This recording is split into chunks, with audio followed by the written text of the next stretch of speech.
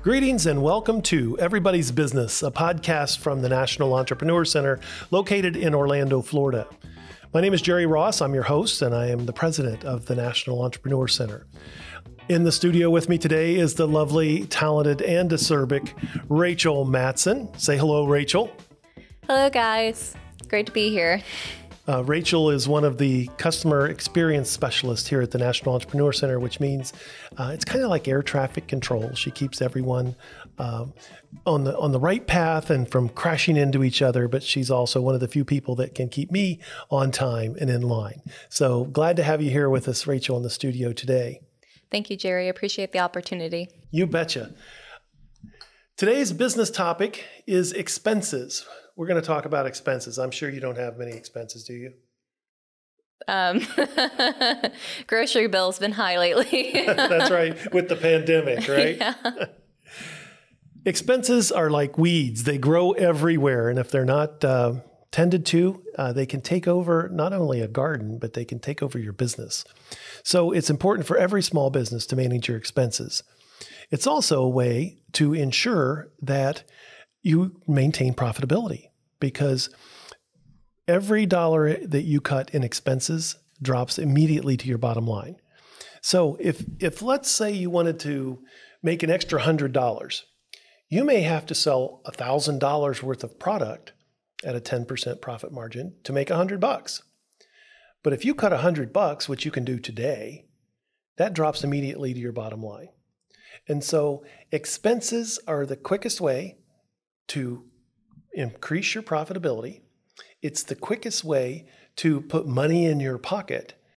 It's also something that if you do on a regular basis, it can make your business profitable and sustainable for a long time. For example, I used to look at insurance expenses in January because that's when insurance policies renew. And so I would look through my health insurance and my life insurance, but also my liability insurance and business insurance, and use that month to really go deep on that expense category to say, is there some money that we can save here? February, I would look at telephone bills, because research says about 90% of the phone bills that go out are wrong. So have you checked your home phone bill? Not lately. Might need to. You can do that tonight, because many times we're on the wrong plan, or the plan that we've been on has changed. Many times that we don't realize that we're paying for services that we don't use anymore. One time I was paying for international services because I was traveling internationally. I came home and I forgot to cancel it, but I had been paying for that service all along.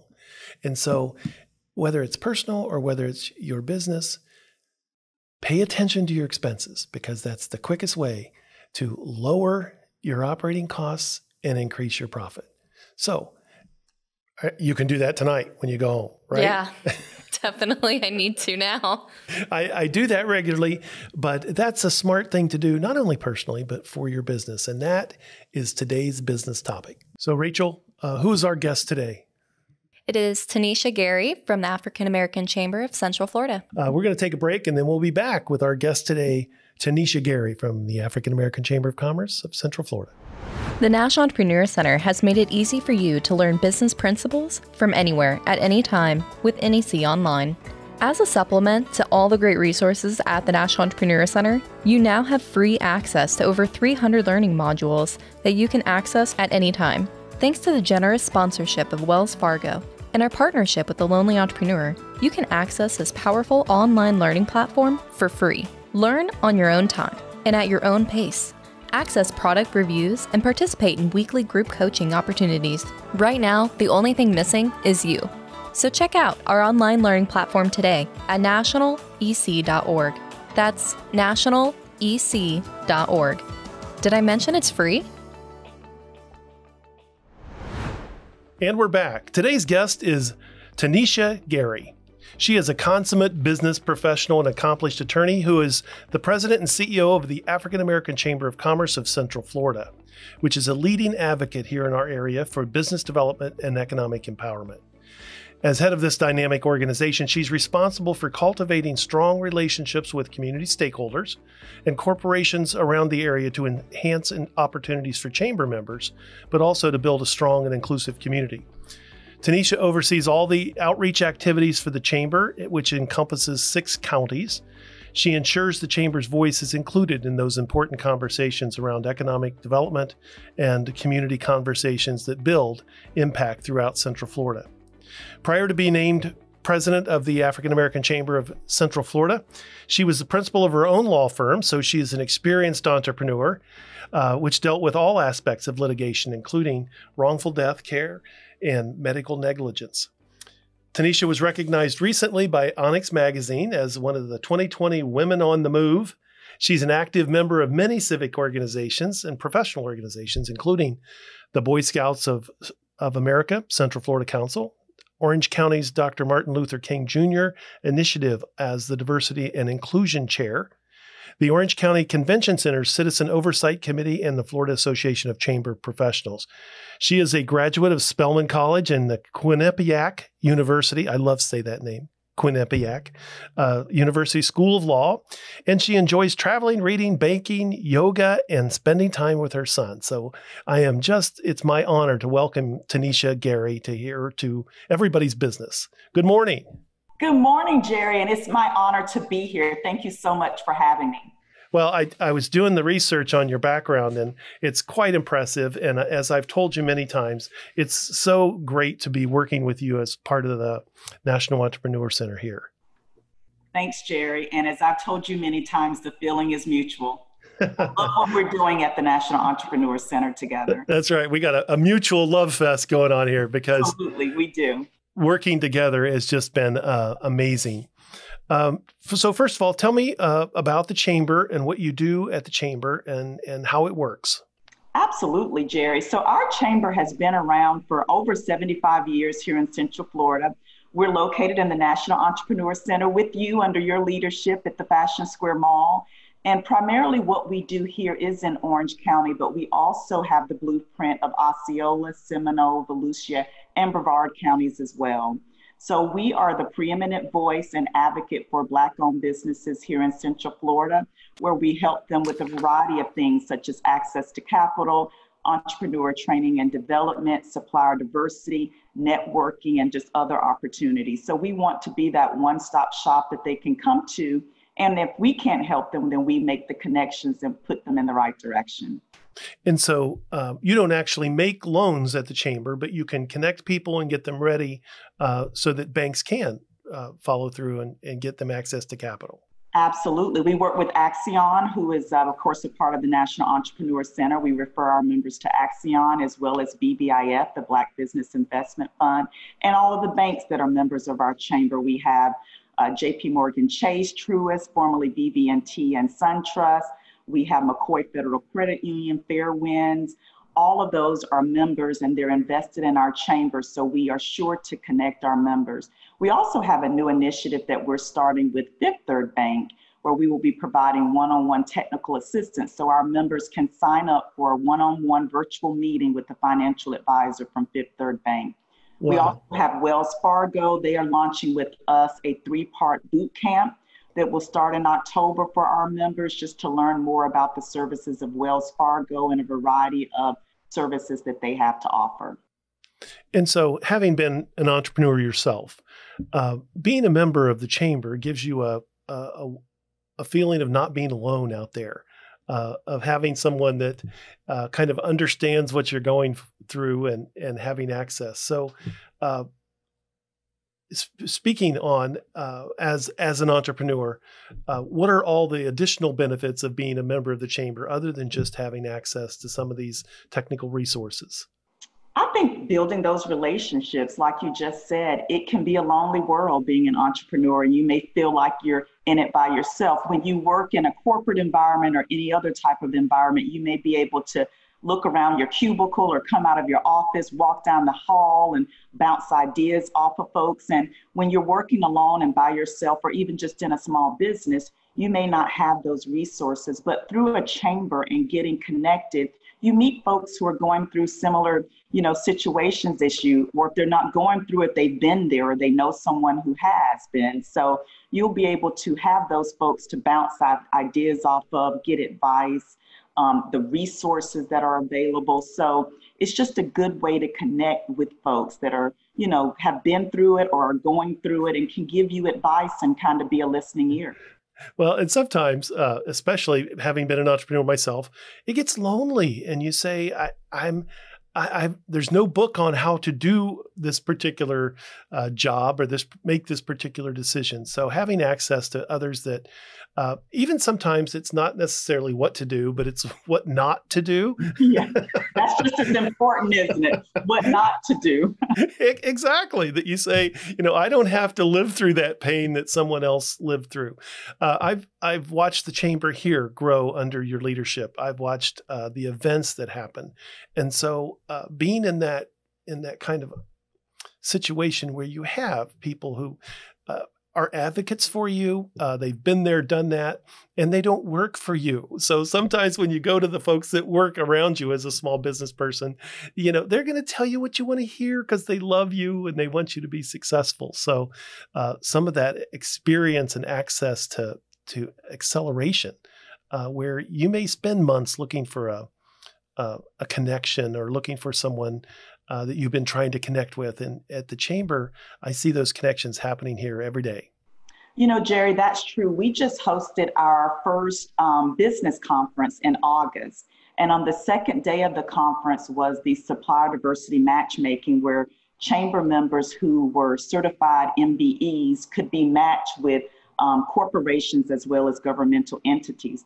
And we received several emails back, but one of them that was just really touched me the most was for a chamber member who'd been matched with two particular organizations that their company had been trying to get in front of for years to pitch their business. Wow. So you're correct. I mean, being a member of a chamber does also give you some credibility, I think, as well with the business community. So, the corporations and the governmental entities that were participating in our supplier diversity matchmaking, and they knew that we were sending members with their capability statements, that kind of gave those members a bit of credibility because they knew that we had vetted them and that they were ready to go through this process. So that particular business would not have had that opportunity without being a member of our chamber.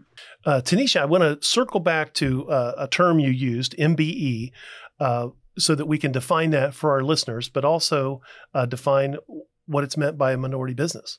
Absolutely. So MBE stands for Minority Business Enterprise, and it can be that you are a part of, you could be gender, so that it's a woman-owned business. It can be a veteran-owned business. It can be a minority-owned business. It can be someone from the LGBTQ+ community. So those all consist of the Minority Business Enterprise. You do have to go through the process. So I encourage all the listeners, no matter where you live, check out and see what it takes to become a certified minority business enterprise. And you do have to do it within certain entities. For instance, here in Central Florida, we have it with the city, we have it with the county. There are some stipulations for the state as well as for the federal government. So you can go online, you can check out and see what it takes to become certified as an MBE, but I encourage all entrepreneurs to look into it because it just opens up a floodgate of potential opportunities. And that's what we're looking for here is how do we get these small businesses opportunities? And so if you are a minority-owned business and you go to your local chamber, get connected with the local requirements of being a minority certified business. And then I've watched here where the African American Chamber has been a great advocate of connecting then those certified businesses with suppliers who are looking for them, who want to use them. And that is, like you said, a way to accelerate growth, accelerate sales, and make those connections. So we're going to take a quick break. We're going to come back. So don't go away. We have lots more to talk with Tanisha. So we're going to take a few minutes for these breaks. Don't go anywhere. The National Entrepreneur Center in Orlando, Florida has been around since 2003 and today is home to 14 business support organizations who have a single mission to help you grow your business. Through free business coaching, low-cost training, and valuable business connections, these 14 business support organizations assist thousands of entrepreneurs each year in starting, growing, and scaling their businesses. So why not visit the website at nationalec.org today or give us a call at 407 420-4848 to discover how you might take your business to the next level. And by the way, the National Entrepreneur Center is funded entirely through local sponsors, which include Wells Fargo, Orlando Utilities Commission, Regions Bank, and the Corridor, just to name a few. So let's get connected today and get growing. Check out our website at nationalec.org. Okay, we're back with Tanisha Gary from the African American Chamber of Central Florida. Tanisha, I want to wrap up the chamber piece and what you've done here at the chamber by letting people know how would they get a hold of you to connect with you to learn more about not only the African American Chamber of Central Florida, but maybe connecting with the African American chambers throughout the country that they may not know exist. Oh, absolutely. So I encourage all the listeners to please visit our website, which is www.blackcommerce.org. And then our chamber is also a member of the U.S. Black Chamber, and they also have a website. Ron Busby is the president of the U.S. Black Chamber, and he actually appeared at our inaugural business conference a few weeks ago. So that is also a great resource. And you can shoot me an email at info@blackcommerce.org, and I'd love to hear from you. I love it that here we are connected with Tanisha Gary at the African American Chamber. And she's saying, I know Ron, me and Ron, we're like this, the National Chamber guy. So we're talking to the right folks who've got that kind of building those relationships, Jerry. It sure is. It sure is. Well, let's talk about your background as an entrepreneur. You've been an entrepreneur. You've had to make payroll. So tell me, what advice would you give to an entrepreneur who, well, maybe starting out today, but maybe a few years down the road? What kind of best advice do you have to offer for those folks? Absolutely. Well, I think this is advice that I personally use in all aspects of my life and that has helped me, but it's a simple quote that has stuck with me for many years. If you fail to plan, plan to fail. So you really need to take the time to prepare. I think preparation is important. Connecting with people who have been in business similar to what you're thinking about doing or who've been in business in general. But you really do have to have a plan. You have to have a business plan, a written business plan. You have to put not all in your mind. I mean, I know we all think we're sharp and we can keep it all together, but you have to have a plan. And a business plan. I think that's so important. It surprises me the number of times that I meet business owners that have been in business for years. They're doing pretty well, but they miss the basics up front. So do your research, and that may just be the lawyer in me, but I believe in doing your research, doing your homework, asking the hard questions up front, and then putting it all together. Both of those, I say as an entrepreneur myself, as the experience here at the National Entrepreneur Center, are really important first steps, is to do your research and to do it, like you said, maybe talking to someone who's already in that segment of business, because many times people talk to their friends and their neighbors who know them and love them, and they're going to say, yes, do it. They know what you're, go for it. And then you say, okay, if you think I should go in the cookie business, let me bake a few and see are you going to come over and buy them? And they go, oh, shoot, it's late. I got to go. And I'll share with you. I mean, I even made some mistakes. I'm talking about doing all the research. One of the things that I did when I left the law firm that I was with and went out on my own is I wanted to keep the costs down, and I got a virtual office.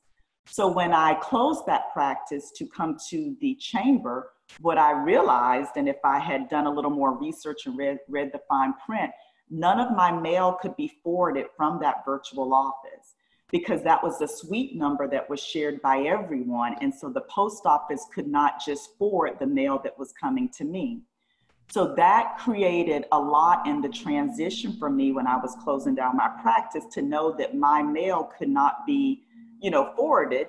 And what I had to do was continue with that virtual office for about a year until those cases really wrapped up, although I had already referred them to other attorneys. Right. So that created unnecessary cost for a year just because the mail couldn't be forwarded. So it's little things like that that you really need to, be pay attention to, because that cost me thousands of dollars that I really didn't need to spend, but it was because I didn't read it. It was in the fine print that no mail could be forwarded. And I think a lot of times we don't realize that when we're getting into these situations. Well, because we get focused on the future and what's happening next, and we get excited. I've seen several businesses here at the National Entrepreneur Center that have been very excited about opening their business, and they've signed leases, and then come to find out when they went to get their business license that the particular place they leased was not zoned for that particular operation. And so we spend a lot of time trying to undo that mistake that could have been avoided with a little research up front. Absolutely. Absolutely. Yes. I want to talk about your second point about getting a business plan out of your head and onto paper. I tell folks, if you can't write it, you can't do it. And so sometimes people say, I've got it all worked out in my head, but let's talk about the importance of getting it out of their head and onto paper. Absolutely. Well, I think, first of all, can't we just rely on our memory? But there are times when you're meeting with investors, bankers, you're trying to get loans, and they're going to want to see a business plan. So as you're moving to, bring others into your business, subcontractors, anything like that, meeting with other businesses to potentially do business, they want to know that you are a certified, a bona fide business, and this isn't like a side hustle or something. You want to be looked at as being credible, and they are going to want to see your business plan. So it's important to have a professional, well-written business plan as well. And sometimes that doesn't have to be, War and Peace, where it's 500 pages. No. It can be a few pages, but it shows that you've spent some time to think about this and where it's going. Absolutely. And that you have a plan for your business. Yes, it does show that. And I always say, make sure you get the financials right, because every business plan I read, I start from the back pages, which is the financials, to say, how am I going to get my money back? And most investors and bankers, they're not in the risk business. So they want to see that you have a plan and it's realistic and you know where you're going, as well as that you've thought about this and done the research. Yes, and I think when you're putting that plan together, it's important to meet with key folks such as a CPA. You don't just want to rely on your own knowledge or knowledge of friends or family unless they are, professionals in that. But when you're looking at the financials and the predictions, you want to make sure they're reasonable. And so, you want to consult with professionals that can help you tie those ends together. You bet. And for folks that are in Central Florida that visit the National Entrepreneur Center, there's a couple of resources here in our library. One is called Annual Statement Studies, which is takes the financials from business SIC codes and averages them to say, here's on the average what businesses in this area would make, what their financials might look like, so that if you're trying to wrap your head around what kind of financials are in the ballpark, you can get annual statement studies here at the Entrepreneur Center, but most libraries across the country will have that in the reference section of a library. Also is the Directory of Business Information Resources, which is a resource book that allows you to connect with the professional associations in your industry. And so sometimes calling those professional organizations can help you say what's happening in the industry, what kind of growth are we seeing in the industry, which is important stuff to put into a business plan. Absolutely. I think once again, that just shows what we've been talking about, getting connected with where we live, the National Entrepreneur Center. No matter where you are, look to see what resources are available for businesses in your community, because there are a lot of them for sure. Well, and the last point I want to make, and then we'll take a time for our break. I was on the way to work after I'd run my business for a while, and I had a near accident, which made my heart race. And my first thought was my family and what could happen if I had had an accident on the way to work. But my second thought was about my employees. And I thought, I really need to update my business plan because we've had a lot of changes. and they really don't know how they would run this business if I wasn't there. And so what would happen to their jobs and what would happen to the business? So as we wrap up on business plans, one of the other ideas is to say that makes for your business to move forward, even if you do have a dynamic change, such as an illness, an accident, or you lose some personnel. The business doesn't have to crumble if you have a plan. Jerry, I agree with you wholeheartedly, and I refer to that often as a succession plan. You know, we just like for our lives and for our families, we have wheels. For your business, you want to have a succession plan. What would happen in the event that something, happened to you? How would the business continue? It would be, really a sad situation if you worked so hard to create a business that was thriving and that it kind of diminished with the person who founded it. And so you do want a succession plan on how this business can not only continue to flourish for your employees, your family. It may be something that you intend to pass down to kids or grandkids, but also for your clients, your stakeholders that you spent years building relationships with that depend on your business as well. So absolutely, we can't forget that part of our business planning is what would happen in the event that something happened to the owner. Right. And so in all honesty and full disclosure, my business plans weren't always pretty. They weren't always as complete as I would like them to have been. But the important point is that you put it on paper so that the business has a direction. And going back to your quote, if you're not planning your business, you're planning to fail. We're going to take a break and come back. We're with Tanisha Gary, president of the African American Chamber of Commerce here in Central Florida. The African American Chamber of Commerce of Central Florida is a membership organization serving public, private, and nonprofit African American-owned businesses and organizations here in Central Florida. Since 1945, the Chamber has served as an advocate and resource for its members. Through mentorship, networking, and supplier diversity programs, the Chamber is devoted to cultivating a thriving business environment for African American companies throughout Central Florida. As an active resource partner of the National Entrepreneur Center, the Chamber promotes opportunities for minority firms, leverages business partnerships, and creates a dynamic and productive business community for Chamber members. Now, here is your host, Jerry Ross. We're back with Tanisha Gary, the president of the African American Chamber of Central Florida, and my friend. So that's the most important part. We're having a good time talking about all things small business. But I'd like to pivot and ask you a little bit about the situation that we've been going through for the last 6 months with COVID-19. What are your thoughts on COVID and the businesses that have pivoted through that and how they're handling that? Sure. Well, specifically to Black-owned businesses, it has hit us even harder. We had many struggles even prior to the pandemic with access to capital and many other things. And so nationally, we've seen 40% of our businesses already have failed. Oh, my goodness. No, pause. Give me that number again. Absolutely. 40% of Black-owned businesses nationally have already failed. That is a horrifying number.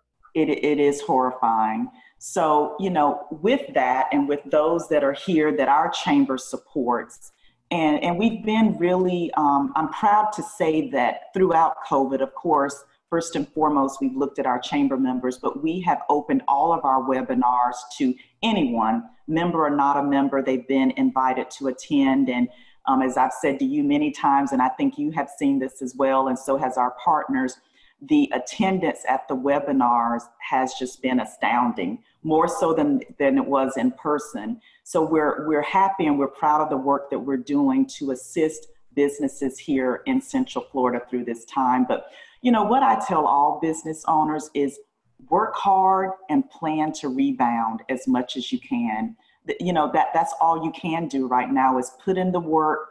If what you were doing is no longer relevant, then you have to pivot. You can't just sit around thinking, when is that going to come back? You have to pivot. And we've done a lot of webinars and had some trainings and provided resources on What do you do in the meantime? How do you use social media and free marketing tools to kind of, pivot and get your business out there? So we've just really tried to help our business owners know that you've got to continue to work hard if your business is one that is still open, so to speak, because we did have the shutdown, such as the restaurants. We participated here in 407 Day, which was led by the county. And I am overwhelmed and very appreciative by the number of people here in our community that have reached out to say, how can we support Black businesses? What can we do to help? A good example of that is the NBA. We all know that Disney is hosting the bubble here, and the NBA contacted us and said, hey, we want to support Black-owned restaurants while we're there, and we want them to do some of the catering. So we sent them our list, and we're proud to say that, a few of our restaurants have been catering over there weekly at the NBA bubble. That's a great idea. And that's something that anyone can do, is to order takeout, show up, pick it up, and that helps support those businesses, especially the restaurants that may not be able to open, even if they are open at 100%. Right, exactly, because you're correct. Even those that have reopened, they're at reduced capacity. And so, they're not seeing the number of folks come through. A lot of us are working virtually, so we're not at home now getting lunch and things like that. So, I just encourage everyone, support small businesses however, whenever you can. And that's a great mantra for everyone is do what you can locally to support those small businesses, because many of the big businesses, they're going to be around. They had reserves and they had insurance and those kinds of things that sometimes the small businesses can't afford, or were planning to get there as they were growing and didn't quite make it there.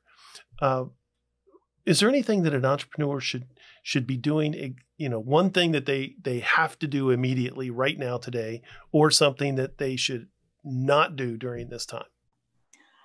I think now more than ever, you have to connect. You need to find your local chamber. You need to find local resources and connect. Don't sit, in a bubble by yourself trying to figure this out. We knew the value of chambers before the pandemic, but now more than ever, it's important to connect, because what we see, and I'm sure, Jerry, you see this as the NEC, is a lot of the corporate folks and the government folks, they will come to us for advice, for ideas, to ask us, how can we support you all in what you're doing?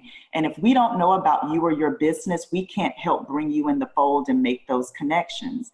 And, we even saw, we had a chamber member who donated anonymously $100,000 to our chamber to give out as grants for small businesses.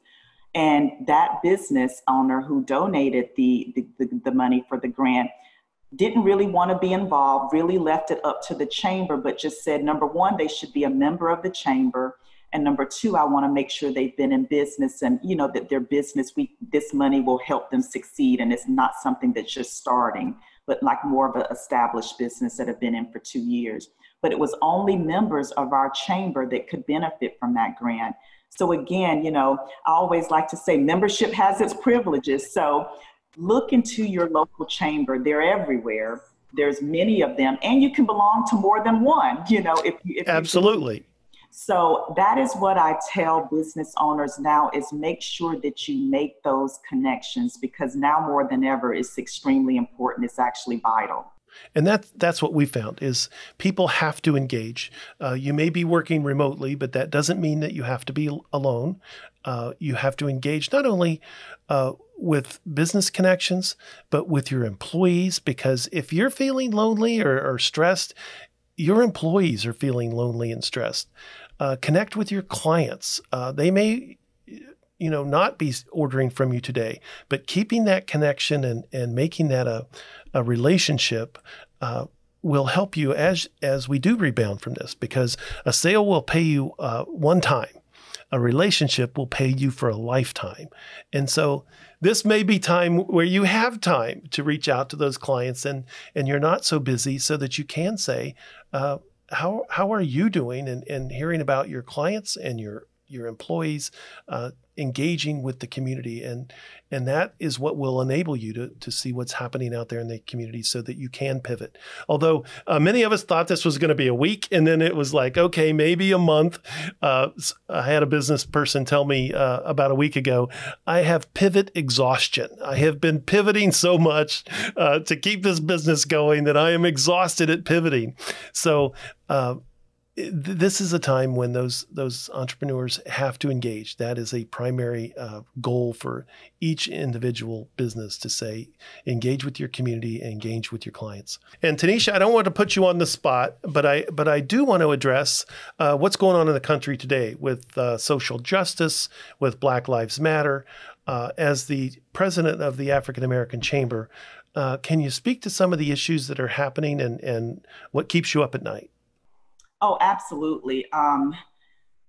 This has been a lot. Of course, we had the pandemic. We're still in the pandemic. And I mentioned earlier that it hit Black businesses very hard, where 40% have gone out of business nationally. And if that wasn't enough, then on top of all of that, we had George Floyd and everything that happened with him. And that just created something even bigger, and on a national stage. Of course, in the Black community, these are issues that we have been facing for many, many, many years. And I am happy to see that this time it does feel a little different, because it looks like we've got people from all ages and races coming together to say, what can we do collectively to bring about change? And specifically for me, I want to look to see what can we do to bring about change in the Black community with our Black businesses. You know, in all communities, not just in Black communities, but small businesses, I believe they're the cornerstone of the communities. They are. And oftentimes, yes, when you have small businesses, they hire within the community. And so that helps with unemployment, that helps to build up the community, that helps with local economics. And they also give back to their communities and they support their communities. So, you know, one of the things I've been very pleased with is here locally, we have seen several groups coming together. We have formed the African American Leadership Consortium with the chapter of the Urban League here in Central Florida, as well as the faith-based groups. And we've been working with BBIF and the Chamber. We're forming a consortium, and we're meeting with stakeholders, you know, our elected officials, as well as some key corporate officials here, to see how we can come together collectively to support these businesses through the Chamber, through the Urban League, to help with, you know, scaling up businesses, to help with jobs and providing more jobs and access to jobs. And so I think that if there's any good that will come out of this, that will be one thing, that we can move forward and making sure that we help build up these Black businesses. You know, a lot of times some businesses may start with, you know, generational wealth or money. A lot of times what we're seeing in our communities, and that's why some of these businesses went out, is that they're starting with, you know, credit cards to start their businesses, which is the wrong route to go. And what little money they may have been able to save, they've put it all in. And when you close down a small business and say you can't operate, or you're starting out with two strikes against you, the possibility for failure it goes up exponentially. It does. And so this has really brought about, you know, awareness to some of the disparities and inequities within our community, just some, not all. And so, you know, it's going to take a while, but I think that at least we're starting to have the open and honest conversations about where we stand and what we can do collectively to try to bring about change. And then, of course, on a personal note, I have one child. I have a son who is my heart. He's 11 years old. I know that. Yes, he'll be 12 in just a few weeks. His name is Christian. Wow. And, you know, of course, he's a Black kid. He's a Black boy. He's going to grow into a Black man. And when I see these stories of what's happening all over the country, it does scare me. And, you know, when I think about, I have two nephews, and I have my father, and I have, you know, male friends and who mean a lot to me. And I would be devastated if they were pulled over by the police and, you know, something happened to them. So on a personal note, you know, it is definitely something that I'm invested in. and that I want to do my part in to help to bring about change. Well, all new net jobs come from small businesses. And so anything that we can do to support the small business community, we're supporting employment. And it's really hard to say, I want to grow and I want to realize my dreams when you don't have a job and you don't see folks around you that have the opportunities that you have.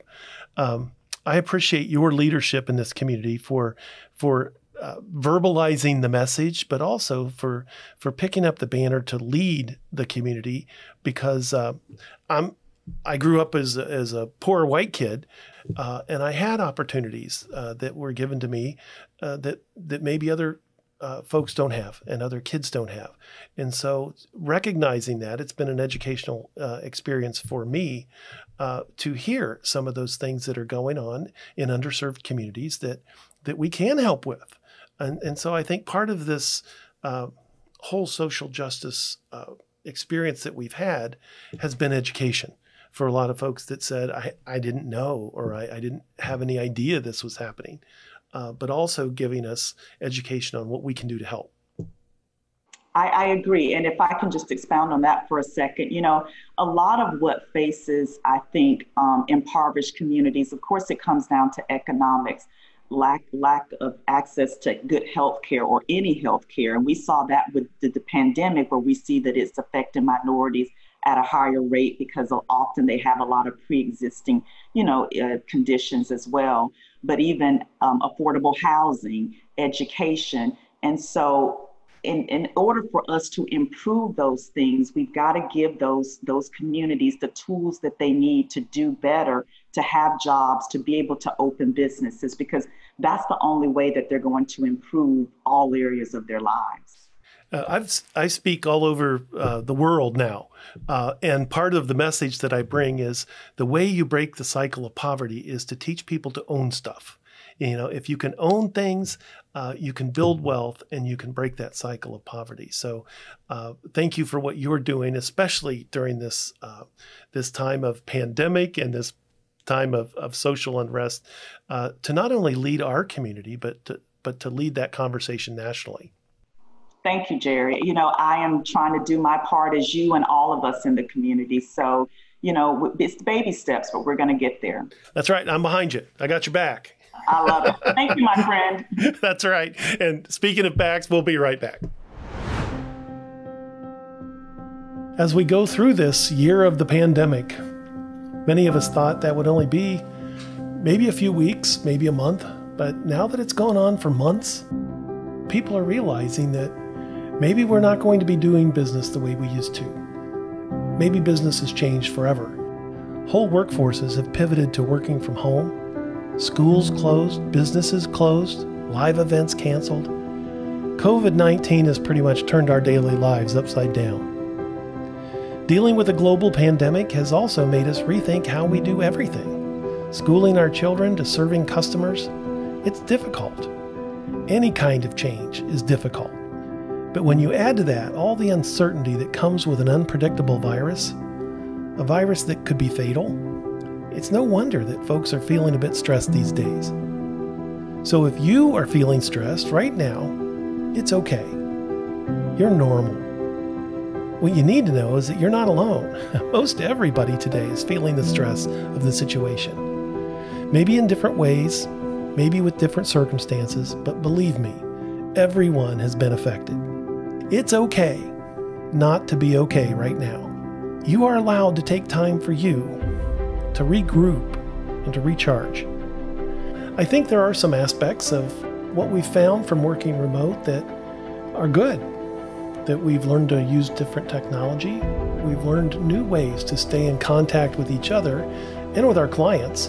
And I think even when things do get back to normal, whatever normal may be, that we'll find that some of these aspects of technology and video conferencing, online learning, all of those things will be carried forward into the new way of doing business.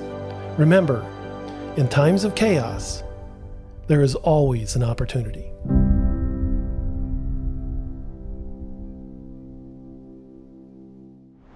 All right, we're back. I'm Jerry Ross, the president of the National Entrepreneur Center, and you're listening to Everybody's Business. And I've been told I'm in everybody's business. In fact, the promos for this is Jerry Ross is in everybody's business. And so today we're in the business of talking with Tanisha Gary, the president of the African American Chamber of Central Florida. And we're going to get now to the nitty gritty. We're going to put you on the spot because we want to know some things about you. Where did you grow up? Yes, Jerry. I grew up in a very small country town in southeast Georgia by the name of Blackshear. Population 4,000 people. So I am from the country. It's about an hour and 15 minutes from Savannah, Georgia. No kidding. And so what did you want to be when you grew up? You know, actually, since third grade, I knew that I wanted to be a lawyer. So I was one of those kids I knew early on, and I went for it. So did you watch all the lawyer shows on TV? I sure did. Law and Order, all of them when I was probably too young to watch them, but I did. So how did you go about making that happen? I mean, so you're a young kid in Georgia saying, I want to be a lawyer. Tell me about your journey to becoming a lawyer. Absolutely. Well, rural area, like I said, a very small town, but a loving community, one that I am very proud to have come from, a place that I still call home. And I just had a great, supportive, loving family, teachers, neighbors that all invested in me and that encouraged me. And, I just knew from a very early age, I had that fire in me that whatever I wanted to do, I was going to make it happen.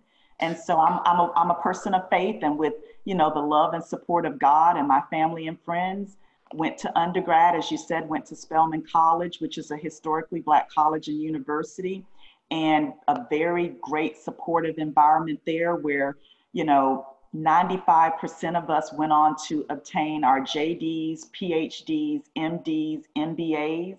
And from there, I went on, and now I'm sitting here at part of the National Entrepreneur Center with you. Well, and it's a great honor for us, and it's a privilege for us to have you as part of the leadership team here. What were your hobbies? Oh, goodness. So even back then, you mentioned earlier, I enjoyed baking. I remember as a little girl, I had that holly oven where I would make those tiny little cakes. So even growing up, I didn't have a lemonade stand, but I sold out in front of my grandmother's house brownies and muffins and cupcakes and everything. So those were my hobbies, baking. I also have always loved tennis. So I've played tennis and softball. I enjoy softball, and I've always loved to read. So what position did you play in softball? I've always had third base. That's what I covered, third base.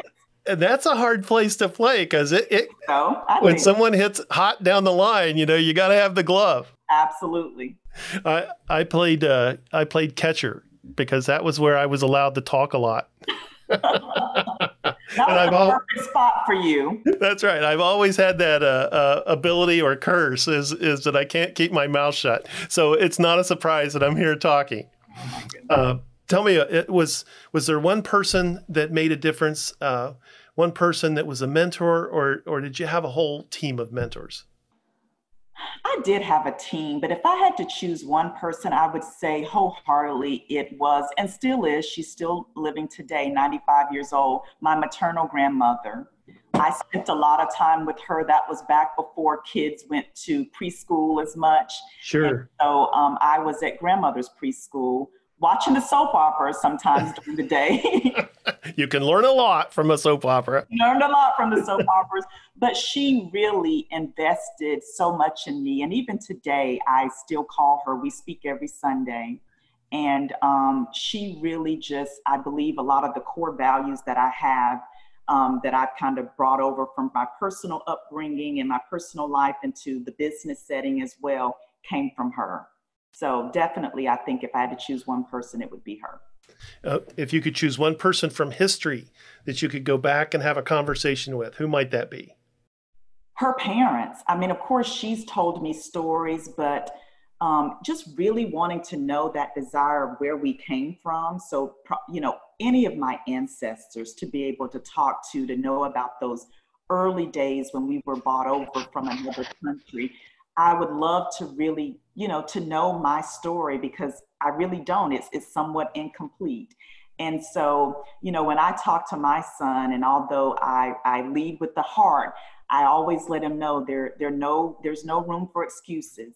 You just have to work through challenges, see them as opportunities. And I remind him of things that we don't even know our ancestors endured, that we wouldn't even have to dream of going through some of those things. And so they did all of that so that we could be where we are now and we could have these opportunities. So if I could just go back in time and speak with them, I think that would be just life-changing for me. I think you sold me. I want to do that.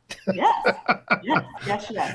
I want to be respectful of your time and the time that you've given us today, but I don't want to end without asking you some really important questions about what your favorite things are. So okay. What is your favorite dessert? All desserts, but anything chocolate. Favorite movie? Goodness. Coming to America. Coffee or tea? Tea. Movie or book? A book. Pie or cake? That's a tough one. Key lime pie. True Floridian. You're a true Floridian now. I am. Favorite TV show? Law and Order. Anything legal related.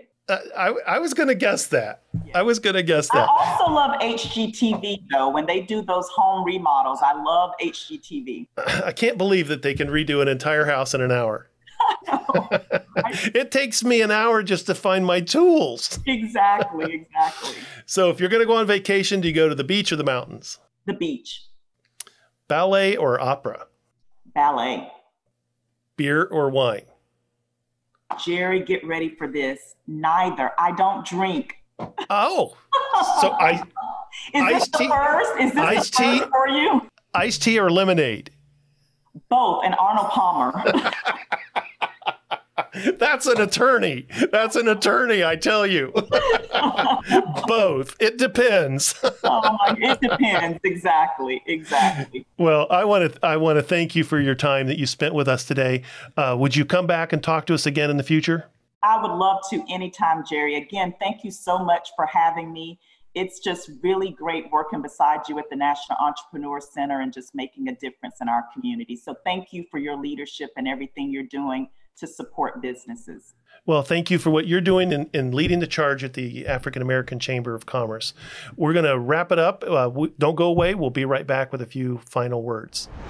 If you have a business question that you would like to have answered, or if you would like to suggest a topic for discussion, we would love to hear from you. Just email Jerry at hello@nationalec.org. That is hello@nationalec.org.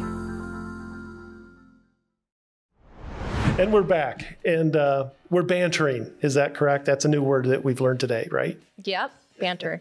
And so, bantering. Banter further. What kind of... I'm sorry. What kind of bantering would you like to do about that interview? I'm going to have to re-listen and come up with it. We did cover a lot of information there, didn't we? We did. Well, I always learn something here, and that's why we have the podcast from the National Entrepreneur Center, and that's why I am always in everybody's business. And now for today's final thought. In our culture, in our society, things are changing. It's time that we address some of those things that need to change.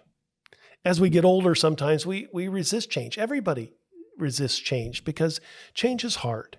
So as we change our outlook, as we change our perspective on things that need to change, this may be a time that you say, what can I do to be that change we want to see, like Gandhi said? What can you do locally? What can you do today in your neighborhood to make the world a better place than when you found it? It's by reaching out to others. It's by being able to disagree without being disagreeable. It's about opening your mind as well as your heart to new perspectives, to new learning, to say, together, we're in this together. You can make the world a better place.